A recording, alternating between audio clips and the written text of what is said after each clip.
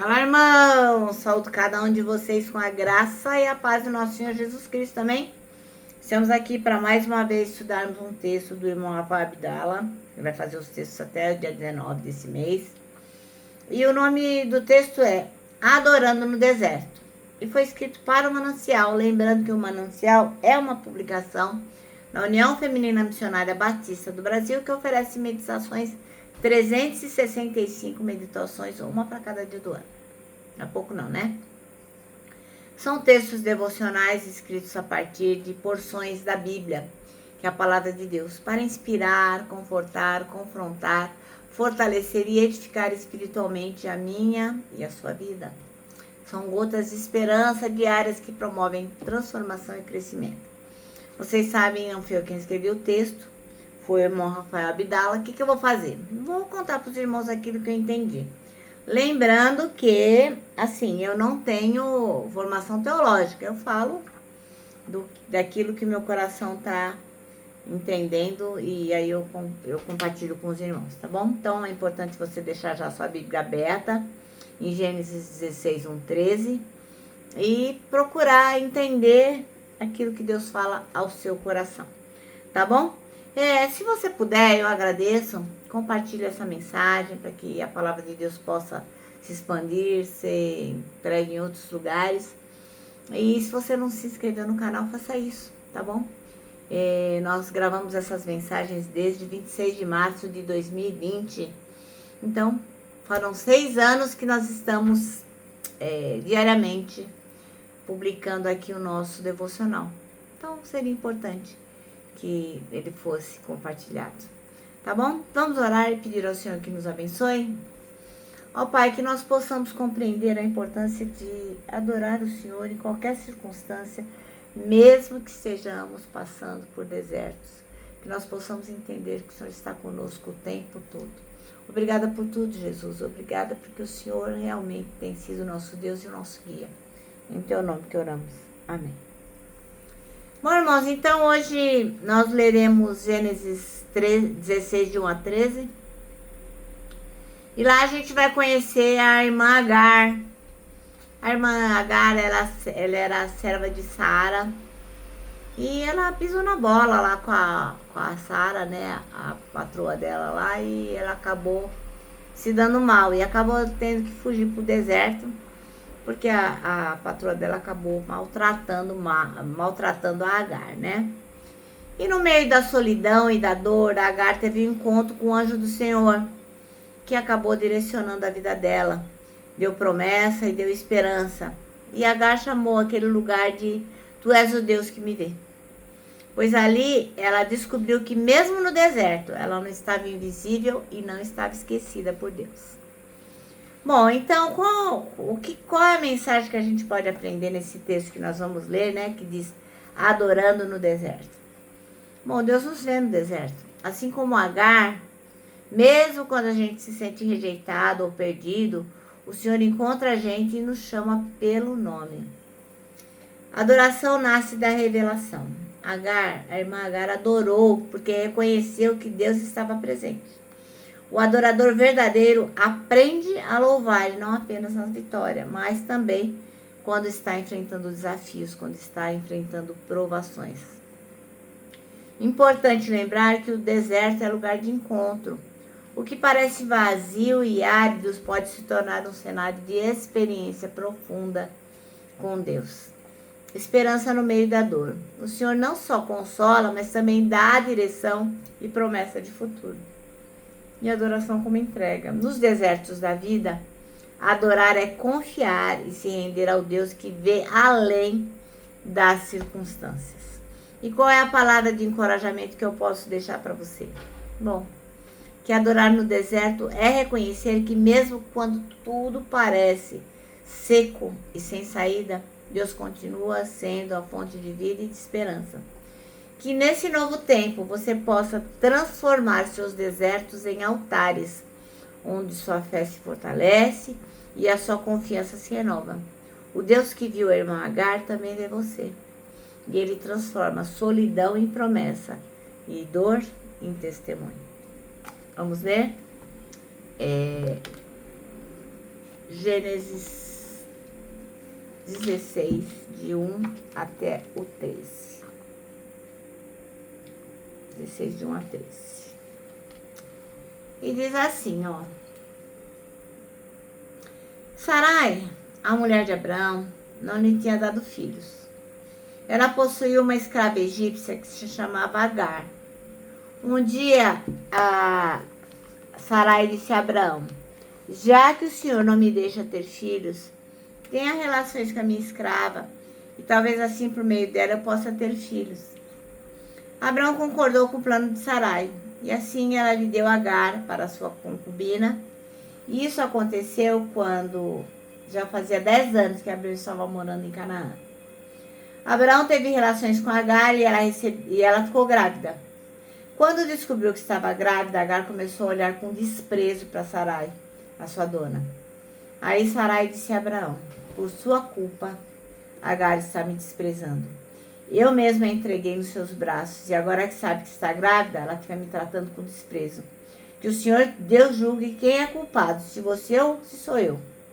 E Abraão respondeu: está bem, Agar é a sua escrava, você manda nela.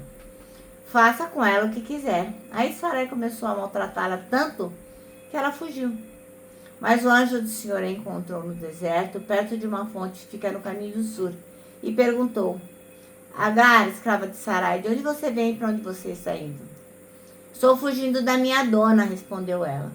Então o anjo do Senhor deu a seguinte ordem: volte para a sua dona e seja obediente a ela em tudo.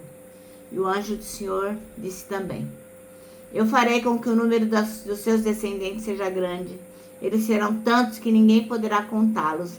Você está grávida e terá um filho e porá nele o nome de Ismael, pois o Senhor Deus ouviu o seu grito de aflição. E esse filho será como um jumento selvagem. Ele lutará contra todos e todos lutarão contra ele. E ele viverá longe de todos os seus parentes. Então Agar deu ao Senhor este nome, o Deus que vê. Isso porque ela havia falado com ela e ela havia perguntado a si mesma: será verdade que eu vi aquele que me vê?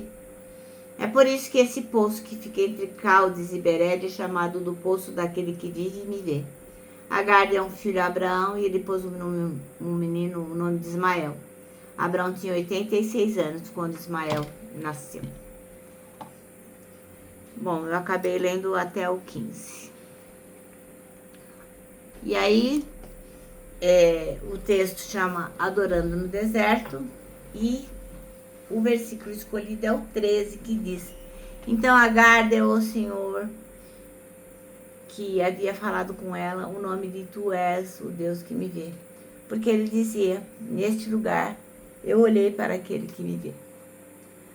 Ora, quando se trata de desertos da vida, a gente não está diante do ser, mas diante do quando. Cedo ou tarde, nós nos veremos dentro de um. Não tem como fugir do deserto. O próprio Senhor Jesus teve a experiência no deserto. Você vai ver lá em Lucas 4, de 1 a 13. Eu vou ler para você. Jesus, cheio do Espírito Santo, voltou do Rio Jordão e foi levado pelo Espírito ao deserto. Aí ele foi tentado pelo diabo durante 40 dias. Nesse tempo ele não comeu nada e depois sentiu fome.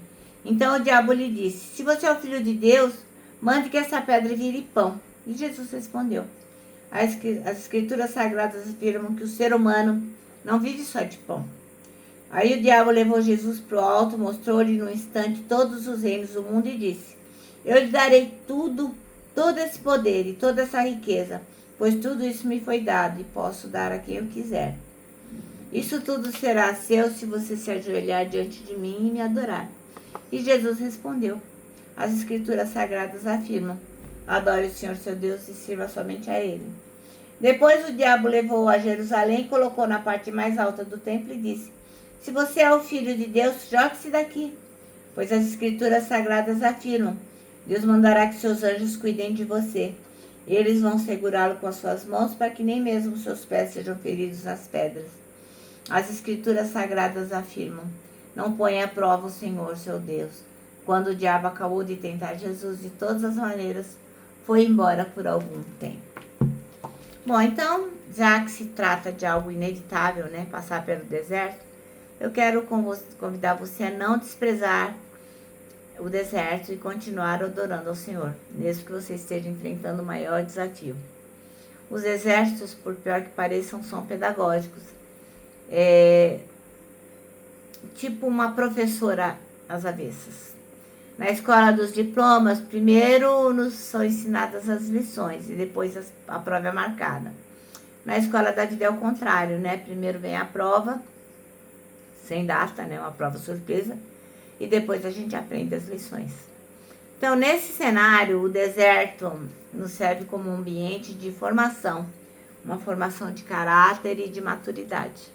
Agar enfrentou alguns desertos. No primeiro, ela recebe a ordem de voltar. Gênesis 16, 9, diz assim, ó. Então, o anjo do Senhor deu a seguinte ordem: volte para sua dona e seja obediente a ela em tudo. E no segundo, ela recebe a ordem de seguir. Gênesis 21, 18, diz o seguinte: vamos, levante o menino e pegue-o pela mão e farei dos seus descendentes uma grande nação. Então você pode olhar os textos sagrados e notar que nenhum dos dois ela ficou. Ela obedeceu, né? O primeiro foi de aprendizado e o segundo ela foi de transição. Nos dois, o convite do céu é que você continue na sequidão.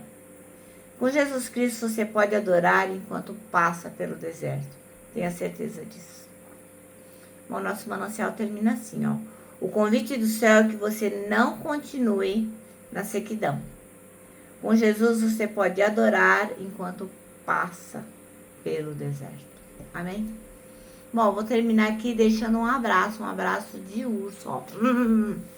Lembrando que para nós que sabemos que devemos adorar mesmo que estejamos passando pelo deserto, para nós o abraço dá super certo. Nós temos o dever de abraçar todas as pessoas. Bom, lembra que nós temos um versículo para esse ano, que é 1 Coríntios 3,16, que diz: somos o templo onde o Espírito Santo habita, se move e manifesta a glória de Deus. E agora eu me despeço deixando a frase do dia que diz o seguinte: arrependimento não é quando você chora, é quando você muda. Uma frase de Augusto Nicodemos.